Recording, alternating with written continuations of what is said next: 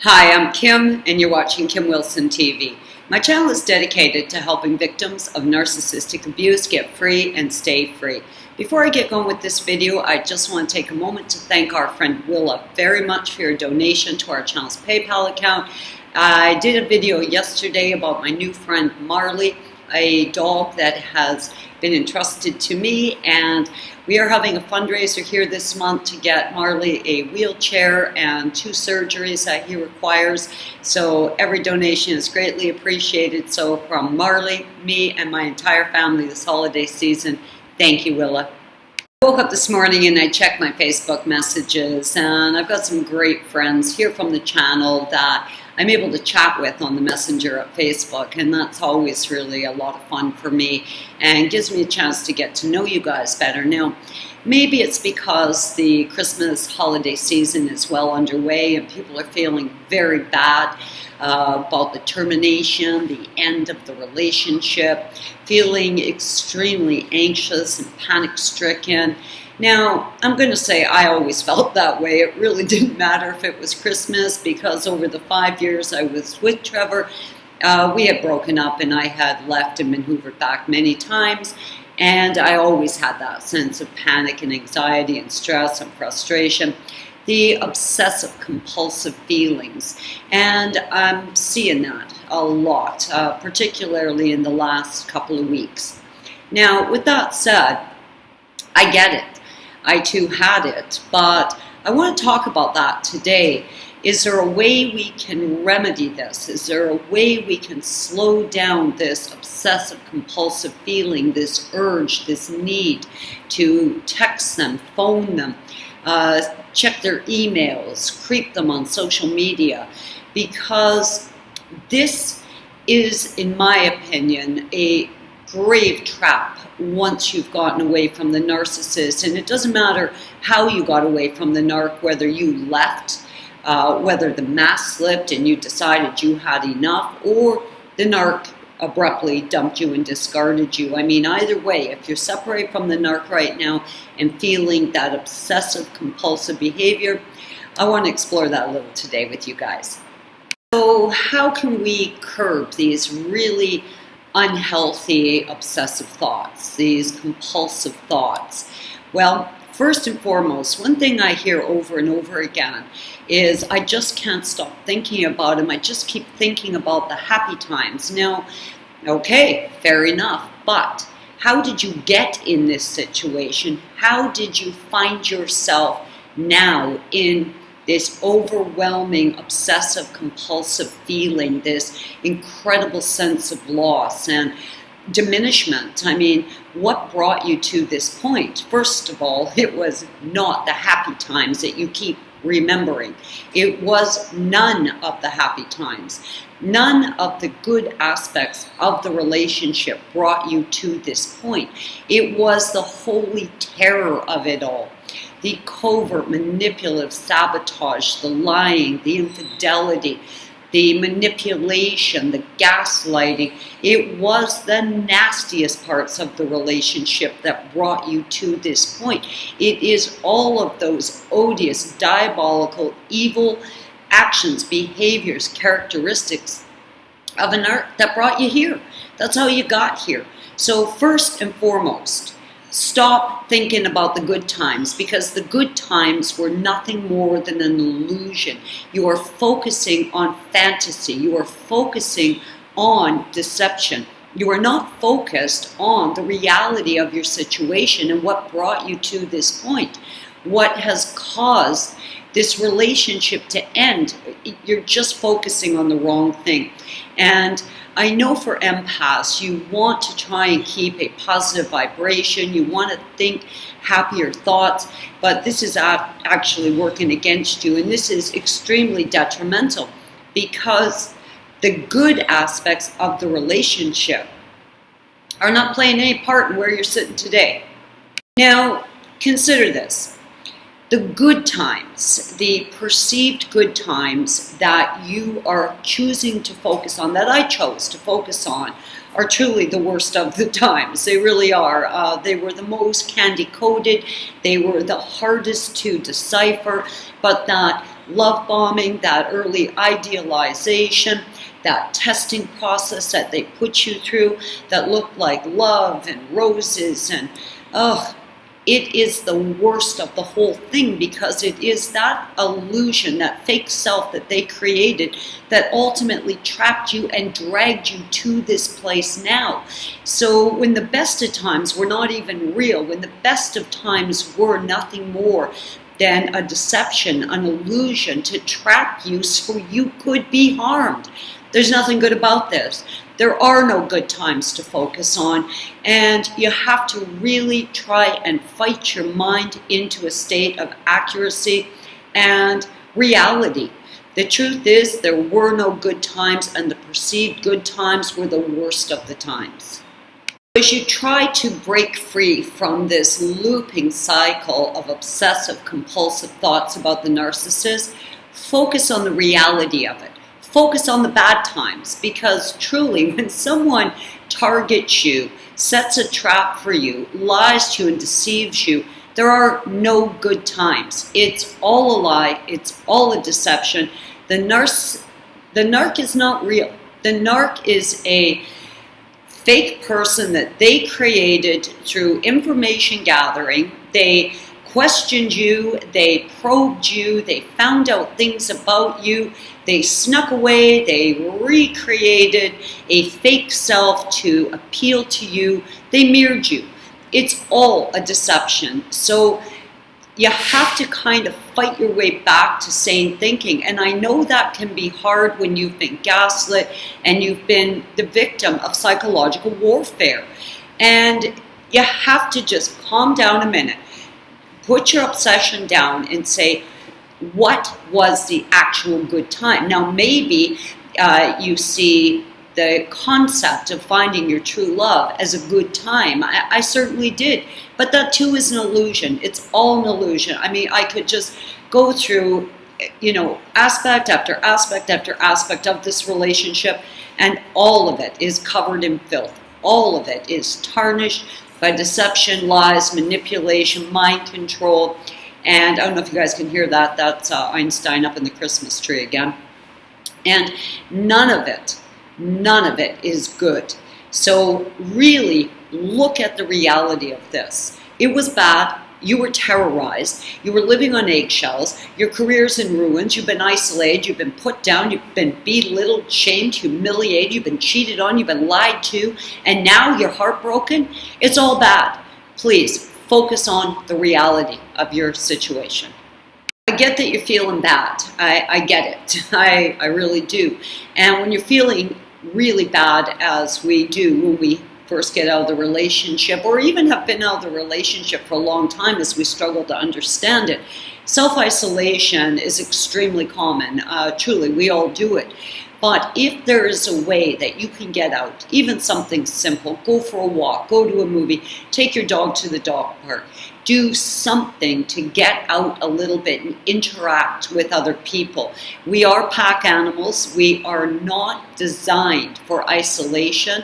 It will trigger loneliness. Loneliness will definitely trigger depression, and it's going to become this ongoing cycle. Isolation, loneliness, depression, and once depression sets in, well, God, you're going to end up on some sort of mood-altering drug. So you want to do what you can do today, even if it's something small. Get out to a grocery store, go to the mall, go take a look at Christmas decorations in public areas. Go do something where there's other people, where you feel more part of a community setting versus isolating. Validate yourself. Truly, validate yourself. Know in your heart you did not do this. You did not set this ball in motion. You didn't do any of this. You are a victim. Now, the word victim, well, this is a tricky word these days because, of course, narcissists, the narcs, have hijacked our victimization, crying, screaming, whining how they're the victims, and you don't want to be associated with that sort of behavior. So I know a lot of genuine, authentic victims really don't like that word because the word has been hijacked by the narcs. They are absolute victims. They love being victims. They want the world to see them as victims. Like somehow it's cool to be a victim, you know, it's craziness.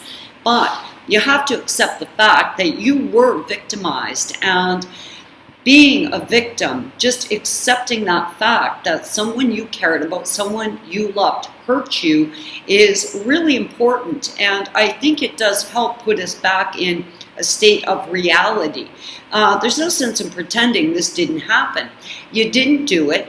You can validate yourself and say, look, you know, I didn't do this. I played no role in this. This is not a case of it took two people in this. There was me loving someone and that horrible creature setting out to destroy me. That's what you're dealing with. You don't need the narc to validate you. The narc is a non-entity when it comes to validation.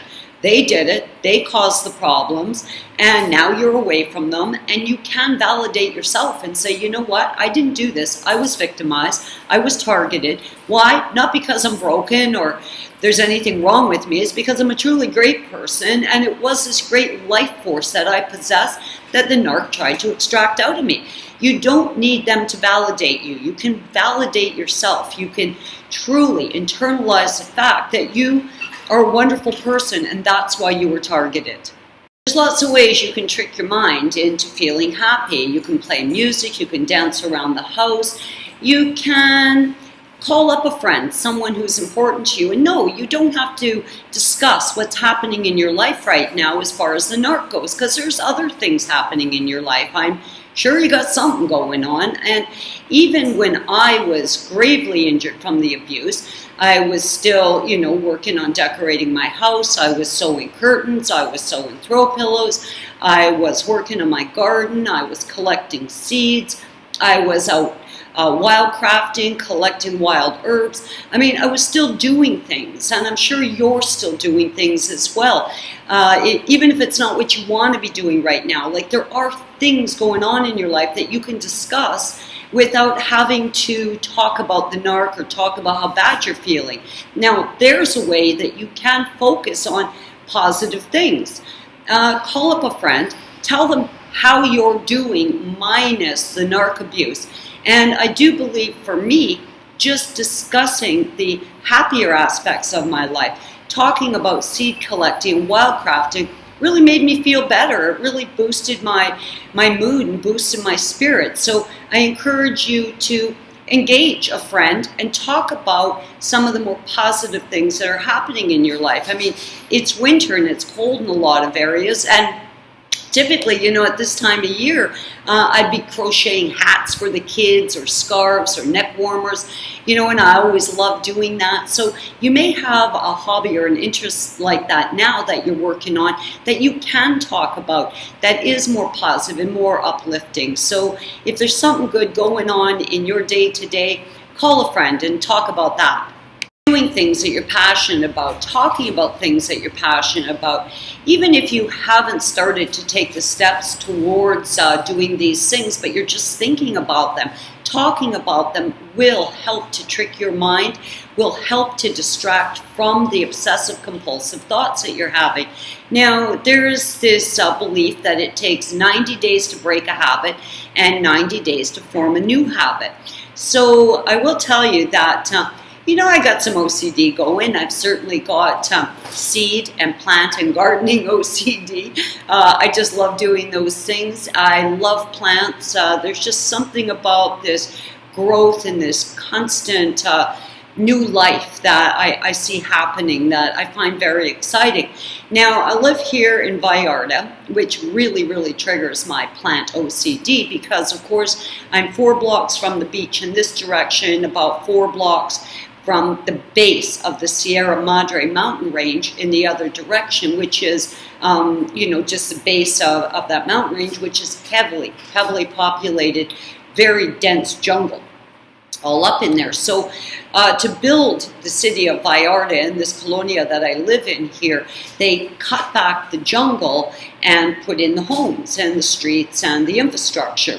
But of course, plants being what they are, they keep fighting their way through the concrete because this neighborhood actually sits on what used to be very dense jungle. So as they cut it back, it just continues to fight its way through the concrete because life will always find a way. And I've actually put this plant in the video today because every now and then I will come across a little plant that is just fighting for its life, that is just desperately working its way through a crack in the concrete. And 3 months ago, I found this little plant. He was about this big and gravely injured, and I very carefully picked the root system out of the crack, and I brought it home and I soaked it for a few days. And once the plant was looking like it was going to survive, I put it in a small pot. I have since repotted it, and this is that plant. This is a tiny little plant that I freed from the concrete. And I get such a buzz off that, I really do. Like, I look at this plant in the morning, I guard over this plant like it's my baby. And it's kind of my new OCD, and I'm walking around, if I see a plant that needs a little help, a couple of dying leaves removed, I always do it. And I'll often be out walking with my son and he'll say, "Oh God, Mom, seriously, what are you going to save every plant on the street?" But yeah, I do have a bit of an OCD. So I did an OCD transfer in this case. Rather than obsessing about the most horrible event in my life, I now obsess over life and the possibilities of life and really celebrate life's ability to find a way despite all odds. And I'll tell you, this little plant, yeah, incredible. So I really celebrate that OCD, and I most certainly have done an OCD transfer. And this is not the only one, I'll tell you. I have rescued quite a few plants from the concrete that have just absolutely exploded on me. And, I just find that so much fun. I get such a chuckle out of it. And it's very exciting to me. And though I definitely have a bit of a plant, obsessive compulsive sort of behavior, yeah, to me, it's a much more positive, much healthier, much saner thing to obsess over. And I'm going to suggest that you try an OCD transfer and take up a hobby or, form a habit that is better than focusing on doom and gloom. In most cases, you will have been replaced immediately, as I certainly was, and there can be an ongoing feeling of jealousy that's really adding to these obsessive thoughts. But know for certain that this new victim is a victim just like you were, and it's going to end the exact same way for them. It always does. So really try to look at this situation for what it really is, its true reality, and know that even the good times, or at least those perceived good times, were nothing more than a trap and a form of mind control, manipulation. There's nothing good about any of them. Look to yourself for validation today, because you really don't need to be validated by the person that got you in this situation in the first place. Refocus, play some music, dance around the house, do something that you're passionate about. Refocus on something you love. Talk to a friend, get out in the community. The malls are full of just absolutely brilliant Christmas decorations. I'm here in Mexico as well. Get out, take a look at some of those wonderful displays, and try to refocus on something more positive. Now, if you are so inclined to text, for God's sakes, let your phone die. Stop charging it. Put the cord away. Take a phone break. Stop creeping their social media. This is extremely detrimental behavior, and it's not helping you, and it's certainly preventing you from dropping one obsessive compulsive behavior and starting another one. Anyways, guys, I love you lots, and I'm Kim. You're watching Kim Wilson TV. I hope you guys are having a great narc-free day.